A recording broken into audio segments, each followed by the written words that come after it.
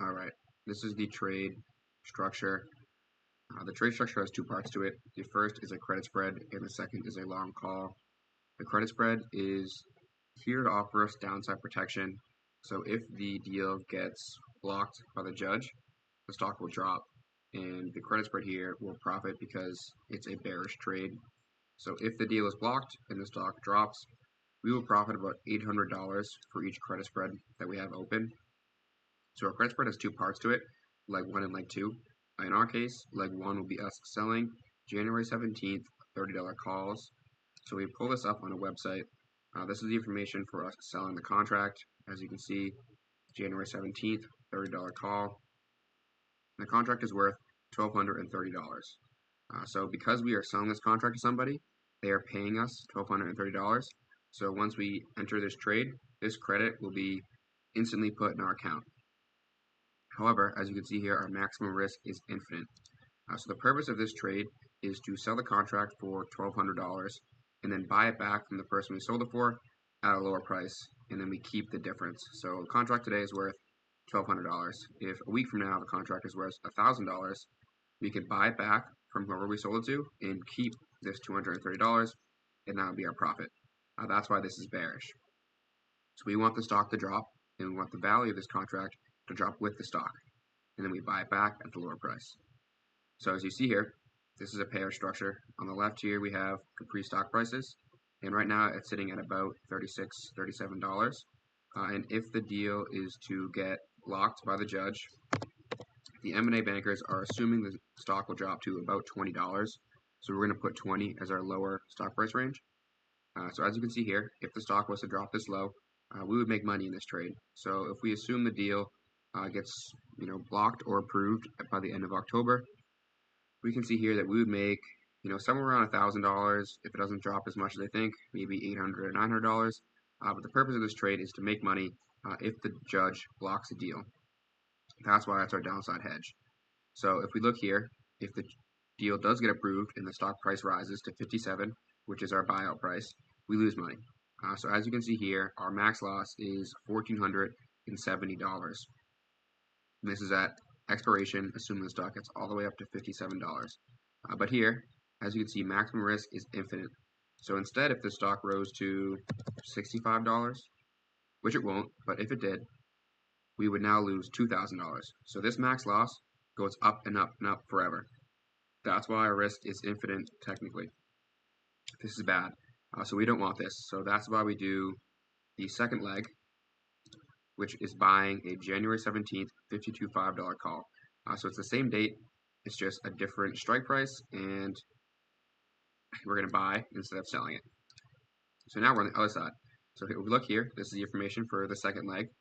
So we have the 17th of January, $52 $5 call, and it's $165 per contract, and we are buying these contracts. So instead of receiving a credit, we actually have to pay $165 out of our pocket to own this contract. So this is the complete opposite. So we want this contract to rise in value as the stock price rises in value, and then we can sell it back to the market at a higher price, and we get to keep the difference. So here's the payout pattern. Again, stock prices here, dates on the top. So stock is at about $36. Now, if the deal gets approved, the stock will rise, let's say somewhere around $55 until it actually gets closed at 57. It'll probably hover around $55. So again, assuming October 30th, we can see here we're making 385% on our money, which is a huge gain. But if the trial takes a little bit longer, you can see here our gain is slowly dwindling. But even by end of November, we're still profiting $300. And in January, we're still in the green here. But something important here is, as you can see, as the stock price goes up, the value of this contract also goes up. So we want to be able to cap our max losses on this contract by buying this one. So if you put these two together, you can see here we have the same two legs. So the first one is where we're buying a $165 contract, January 17th, $52 $5. And the second leg, we are selling the $30 call, January 17th, for our $1,230. So we will receive this money as our credit, and we will pay this money to own this contract. So as you can see here, our entry credit is $1,065. That is simply the $1,200 we received from selling this contract minus the $165 we pay to own this contract. And if we look at the payout structure here, we can still see that we are profiting if the stock price drops, if the deal is blocked. It's a little bit less this time because we lose this money here that we paid for this contract. But something important to look at here is our max loss is now capped at 1,185. Now this will not change. No matter how high the stock rises, our max loss is now only $1,000. And if you look here, this happens exactly at $52.50. So right in between 52 and 53, our max loss stops. That is because the value of this contract, which is at $52.05, rises at the same rate that the value of this contract falls. So they cancel each other out indefinitely. So now our maximum risk is only $1,185. So that's the first part. So this is our downside protection. As you can see here, if the deal gets blocked, we would still walk away with about $800. It's in between $700 and $900. So we'll say about $800. So we come back here.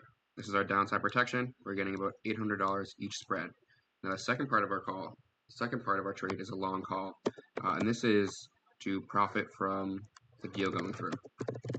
So if the deal goes through, the stock price will rise, and the value of these contracts will rise with it. So what if we bought $800 worth of these contracts? Theoretically, we are getting free upside potential because if this trade fails and we lose this $800, we still walk away with $800 because of our credit spread. So our credit spread is completely covering the cost of us buying $800 worth of these calls. So in theory, we should kind of have a free play here because if we lose, we walk away with this $800. If we win, this $800 worth of contracts will skyrocket in value, and then we can keep the difference. So let's look at the chart. So if we put these two together, we can see that we have our first leg, which is us buying this $165 call, and our second leg of us selling this $1,200 call. So let's say we buy 5 of these. This will cost us $825, but we're still receiving a credit of $1,230. So let's see what this does. As you can see here, we still receive an entry credit of $405 because this minus this is still $403. And if we look at our payout pattern, it's exactly what we thought would happen. So on the top here, if the deal gets approved, the stock will jump to about $55. And let's assume by October, we're making about 95%. If it goes all the way to November, we're still making 61%. I don't see it really possibly going past November, but if it does go to January, we're still bringing in about 12%. And there's really no chance it takes till January. We would sell before then anyway. So as you can see here, we're still profiting pretty heavily, especially for only a 2 or 3 month investment at about 95% or 61%. But on the downside, if the deal gets blocked, because we have this credit spread protecting us, we're still going to profit. So if the stock drops anywhere from $25 to $20, which is a pretty safe range, considering they're expecting about low 20s or $20 stock price, we're still profiting. So it's a very small amount of money. Again, the purpose of this trade is to profit if the deal goes through, not if the deal gets blocked. But this is just a good way to structure it. We kind of, I don't want to say we can't lose money, but the whole point of this is to, always come out on top for this trade. So if the deal gets blocked, we walk away with our money or maybe, a very small profit. But if the deal gets approved, we walk away with a much larger profit percentage-wise. So that is the trade structure. But as you see here, our maximum risk is $1,845. That is right here. So if the stock price is at $53 to $50 at January or in January, we would lose a lot of money. But this is extremely unlikely because one, the judge will rule on this case before January, so we will be out of this position sometime, hopefully in October, maybe November. So we won't even come close to being in this time range in January. The second reason, if the deal gets approved, the stock is going to jump to somewhere around $55 would be my guess. being conservative, it might be a little higher. So even here, we don't take a loss until January, and we don't expect to have this trade open until January. It's very unlikely that it takes that long for the judge to decide. So we won't hit this based on time and also based on price, because if the deal gets blocked, we're going to be all the way down here, and we'll make money no matter what. So it's almost impossible. I don't want to say it's impossible, but it's almost impossible that we hit our max loss. However, Robinhood does not care about this. So for every credit spread that I open, I will have to hold $2,000 as collateral. I'll have to hold this maximum risk in my account just in case it happens. So that's the cost of this trade up front. Is even though we're receiving $405 for placing the trade, I still need to put $2,000 aside in my account for Robinhood to hold on to until I close the trade, just in case I need to cover my losses. So that's the entry for the trade. It's just that $2,000 collateral. But then, as you can see here, our pay structure pays out if the deal goes through or if the deal does not go through. Now from here, it's totally customizable. So here we buy 5. Let's say we are more bullish on the deal going through and we want to buy 10. So this is going to cost us $1,650. Now, the cost of opening these outweighs the credit we get for selling this contract. So we would need $420 to enter this trade. And also, we'd have to hold aside $2.6 thousand for our maximum risk in our Robinhood account. But if we come down here, we can see two things. One, we no longer profit from the trade, from the deal being blocked. That is because the $800 credit we receive from this no longer outweighs the total cost of these contracts that will be worthless if the deal gets blocked. So we are losing money on the downside, but it is reduced by $800 because we have the credit.